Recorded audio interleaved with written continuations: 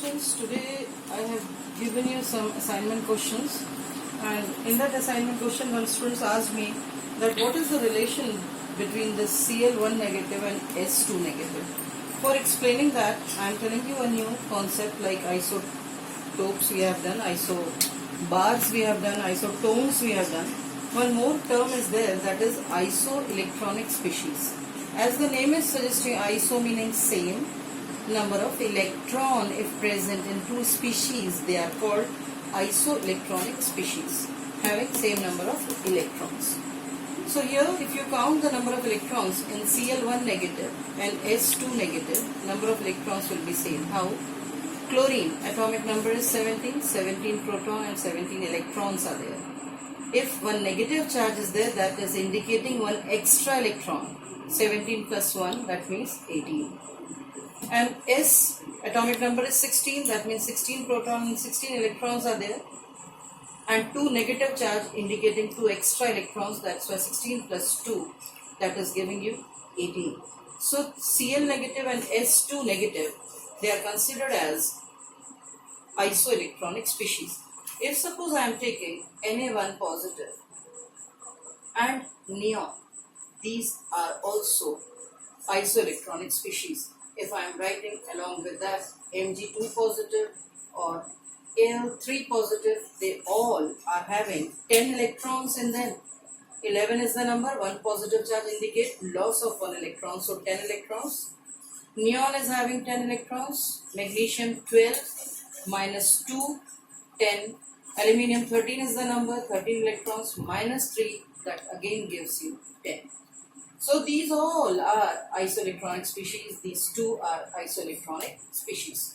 So I think it is clear that what is the relation between these two.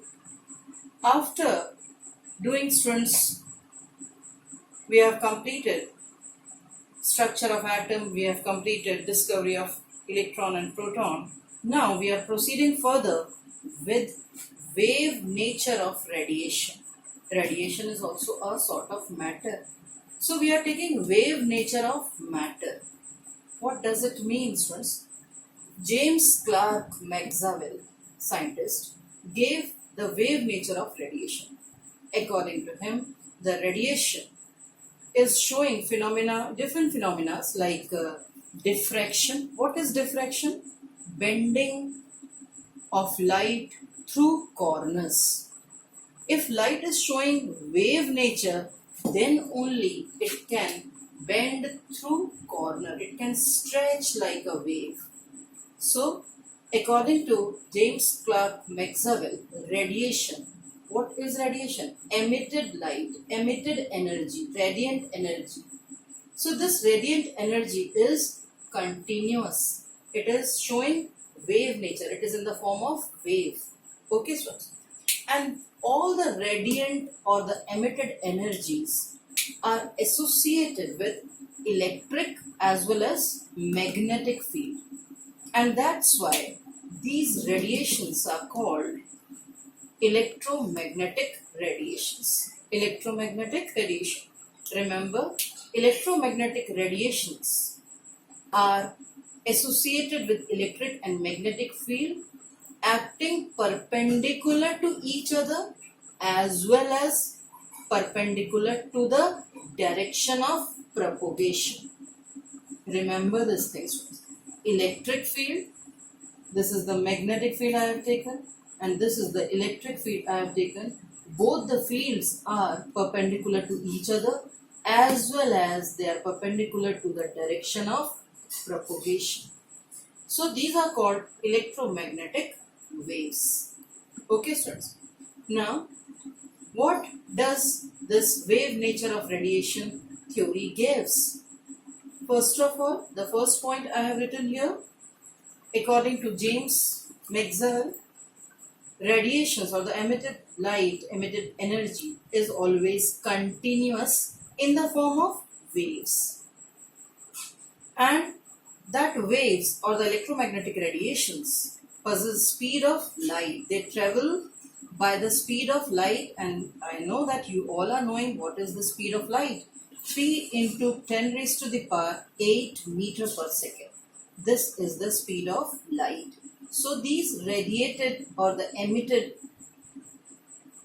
energy always possess speed of light.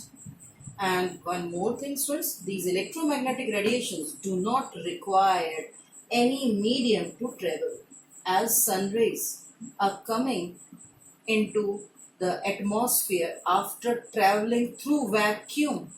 That means sun rays do not require any medium and they are emitted radiation, thus they are electromagnetic radiations. Now I am taking a wave, students, that we are calling emitted radiation as continuous wave. So here I am taking a wave. A wave consists of crest. The upper portion is this crest, and as the wave is going down from the mean position, this is the mean position.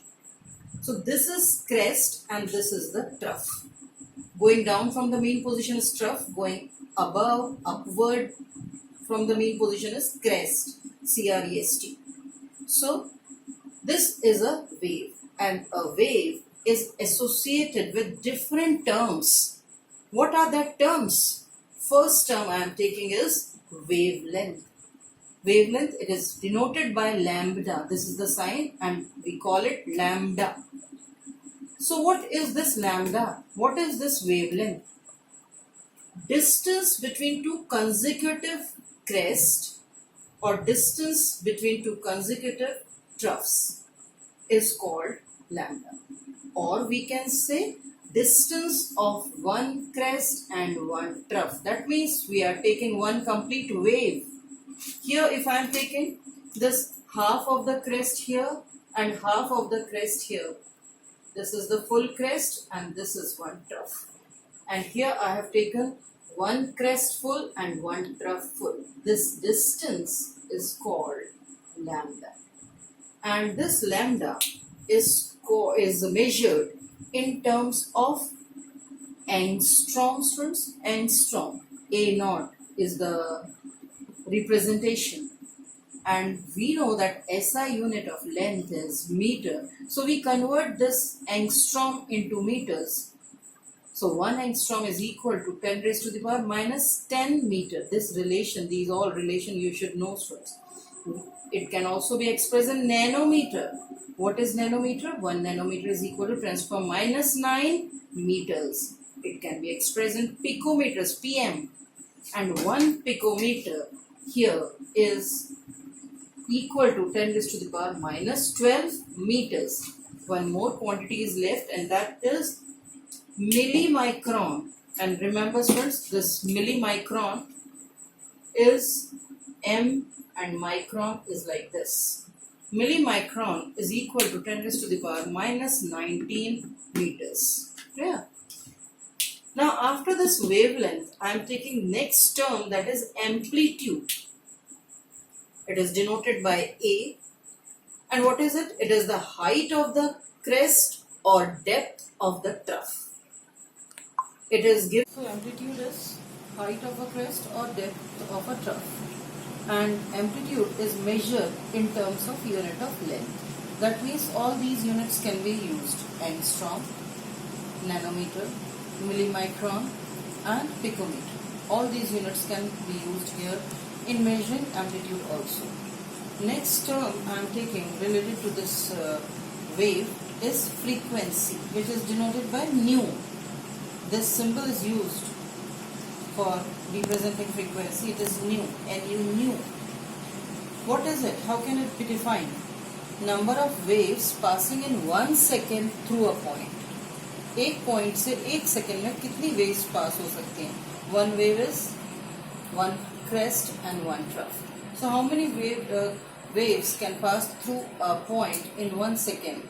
That is called frequency of the wave, and it is measured in per second.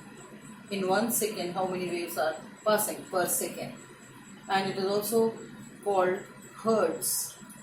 Hertz, Hz is the symbol used for it. Hertz.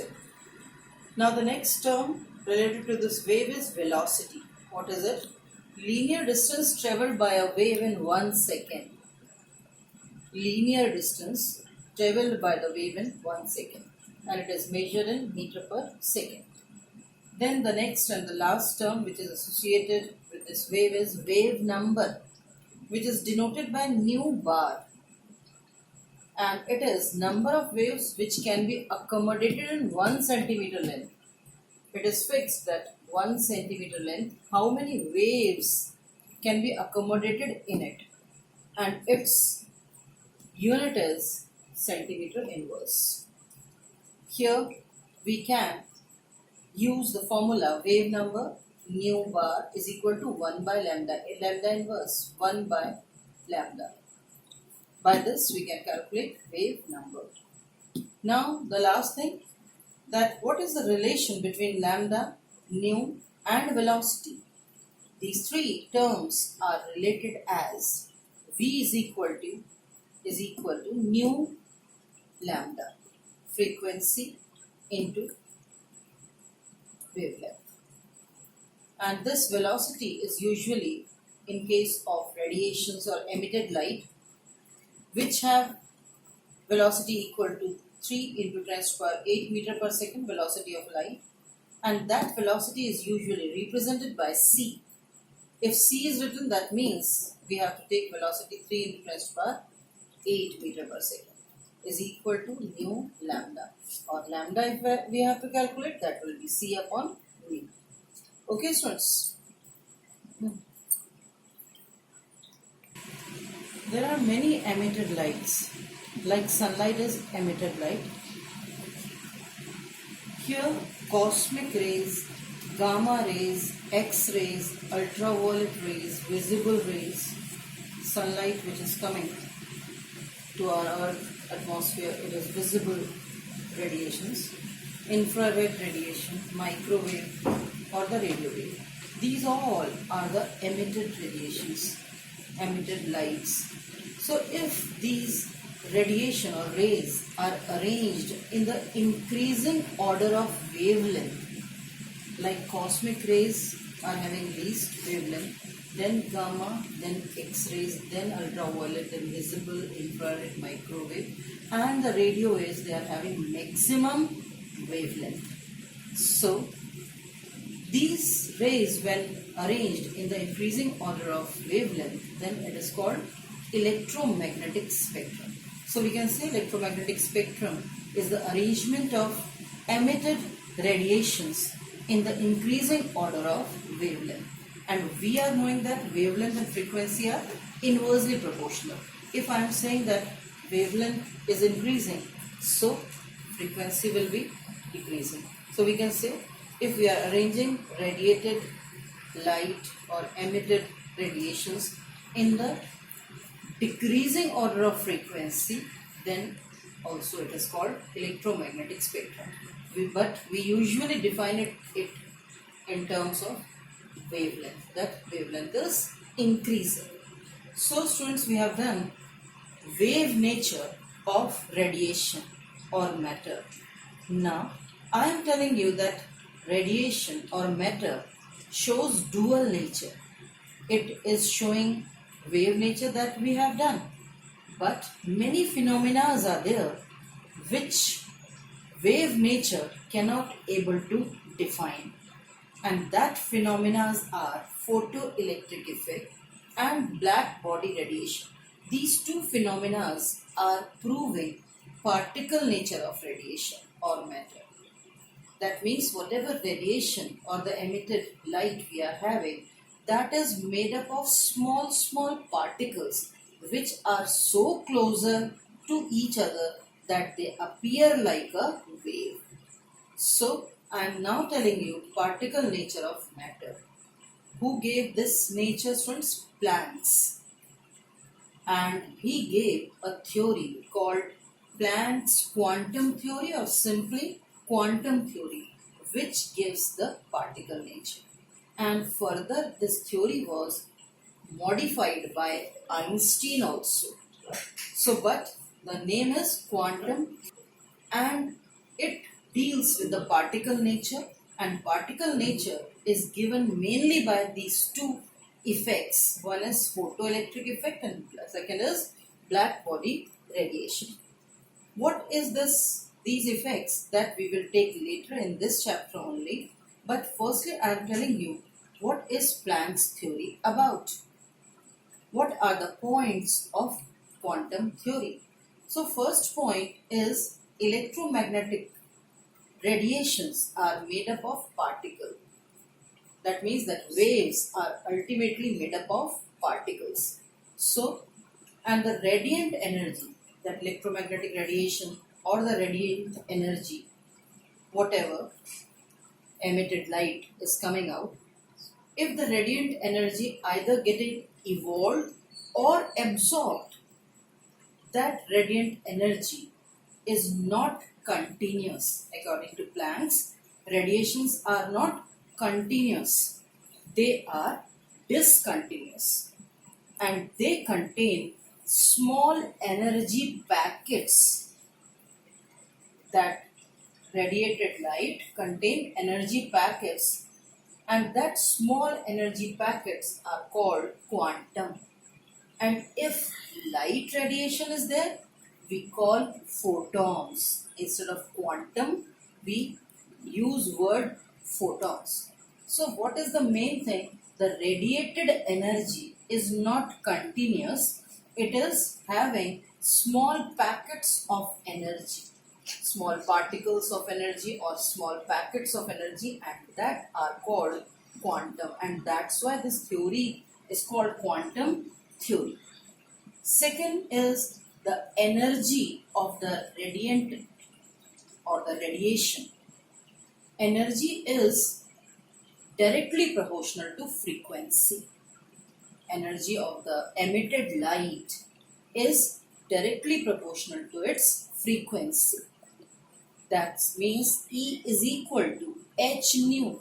What is this h? H is the proportionality constant, and it is also called Planck's constant. This h is called Planck's constant.